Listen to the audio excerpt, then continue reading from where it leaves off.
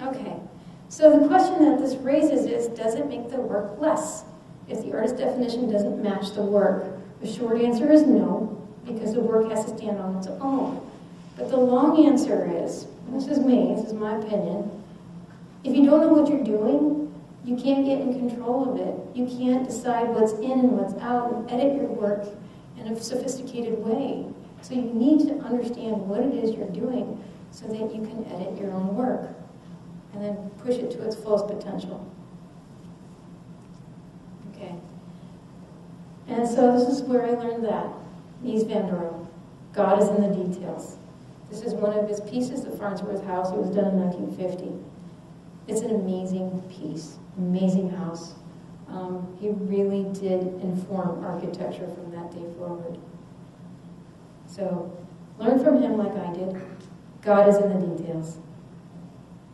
That's where you're going to transcend. Bill Viola.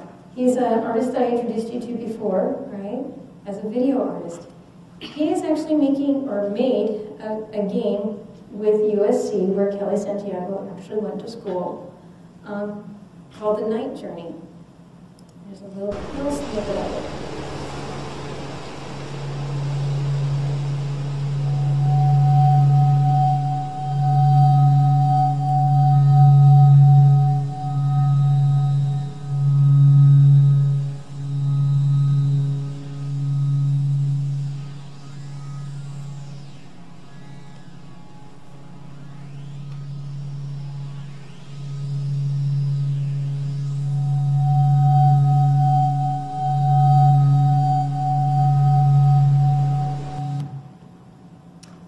Press X to reflect.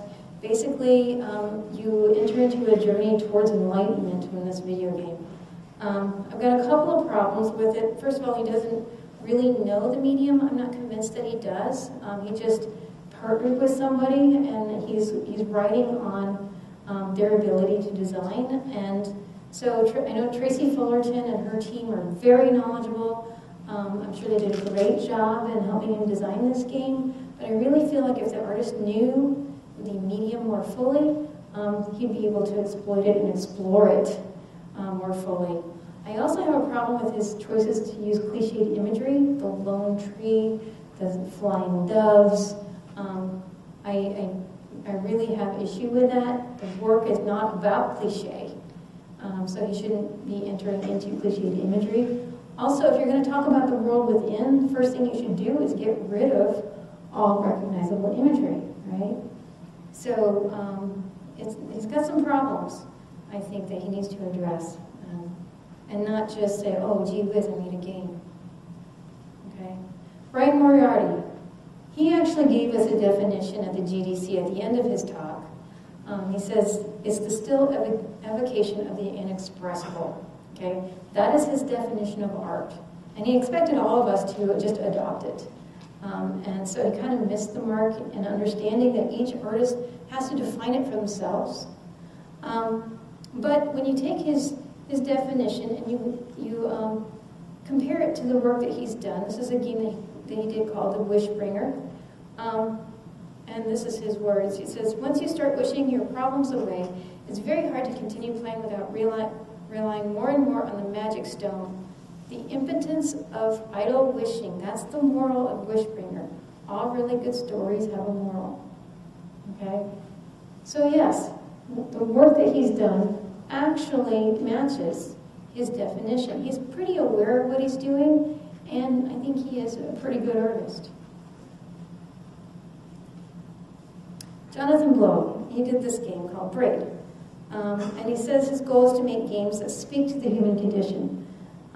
And Jonathan Blow is very consciously trying to make works of art. And for him, it's about the process of asking the question seriously. Okay? And so in this game, you basically have to learn from your mistakes. There's a princess that you have to go, who's left you because you said something wrong. And if you could just learn from your mistakes, perhaps everything would be okay, right? And so in the game, it's a platformer, so you go through and you die, and then you can undie and go back and redo it again and again and again until you get it right, okay? here's another spoiler alert. If you're going to play Braid, I'm going to reveal the end right now, okay? When you get to the end of the game, you realize that the princess that you've been chasing is not a princess. It's the atom bomb. And so the idea that we can learn from our mistakes actually takes on a whole new flavor at that point, okay? So this is the very end of the game, and this is a direct quote from the Manhattan Project in the game.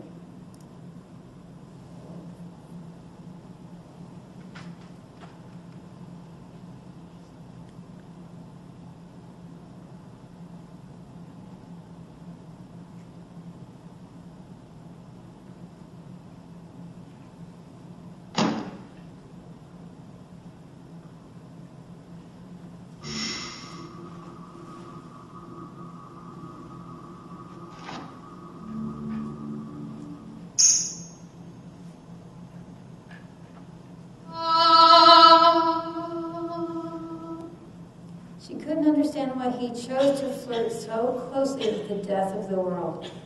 That's what Jonathan Blow wanted to explore in this game. Okay? So I have two formal issues with this. First of all, the imagery that he chose was impressionistic, like from the Impressionists.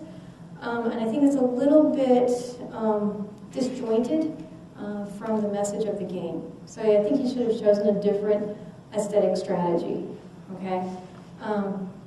And I really wish he had something more of what Fallout 3 had in there, that juxtaposition of that music with that imagery that just makes you queasy after a while. I mean, I wanted to feel more uneasy as the game progressed. I didn't want to be surprised at the end, which is what he does. He surprises us at the very end of this and drops the bomb, so to speak, and lets us know that that's what it's about. I kind of wish there was a little bit more foreshadowing and getting us ready for this. So those are all things we could discuss if we were in critique together.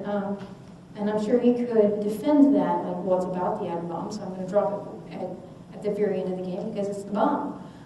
So he could defend it. But I'm not really convinced that that's the creative choice that should be made in order to get this point across. Okay. Rob Humble. Basically, he's exploring game rules as art. He says art is that which can make at least one person a better human being.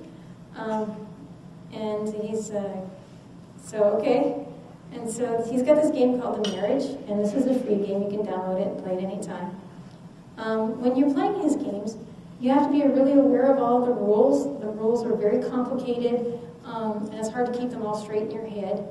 And this is a game called The Marriage. And so these two shapes, the squares represent the man and the woman, or the two people in the relationship. And these little floating balls, they are the other things that are coming in to interfere with the relationship or enhance it. And so these two squares either get more transparent or more opaque, depending on what's happening on the screen. And so it is a metaphor for how relationships actually unfold. And I think he's an artist. He's definitely making art. Mary Flanagan, she is at Dartmouth, and she has a background similar to my own. And so she thinks that games are a means for creative expression, instruments for conceptual thinking, or tools for social change. And this is a game that she did called Layoff. And so basically, you can swap adjacent workers to align 3 or more workers for workplace efficiency adjustments. You can match 5 for bank takeovers. In this game, bankers do not lose their jobs. If you get stuck when you're master planning, the bank bailout might be just a ticket to improving your success. All right, so it's a work of art. She understands what she's doing. It's a tool for social change, and it definitely matches. She is a really great artist. Jason Rohrer, he says, we really need art to help us express these things that we cannot express in any other way. That seems to be the purpose of art. So he's interested in expressing the ineffable, the things that we cannot express any other way. So he has something in common with Brian Moriarty, right? And this is a game called Passage. And in Passage, you basically live through an entire life. You get married, things happen, you die at the end. The whole thing takes 5 minutes. Okay? And he uses visual metaphors like the past becoming blurry and the future is always blurry, but it comes into focus as you come up to it. And so I believe that he is actually a great artist. He's got another game called Cultivation, and it's about a community of gardeners growing food for themselves in a shared space.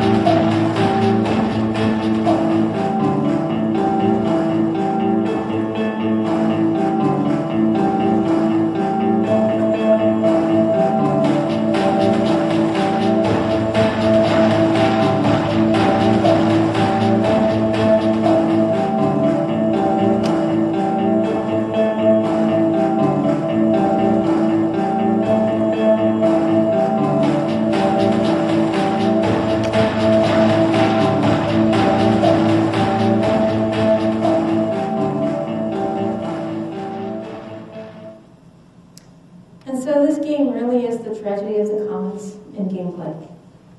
And I believe that Jason is a great artist. And so I'm going to end with the person that I think is the Jackson Pollock, the Picasso of the game industry today. Her name is Brenda Brathwaite. This is a board game, a tabletop game, that she made called Train, and it's about the Holocaust.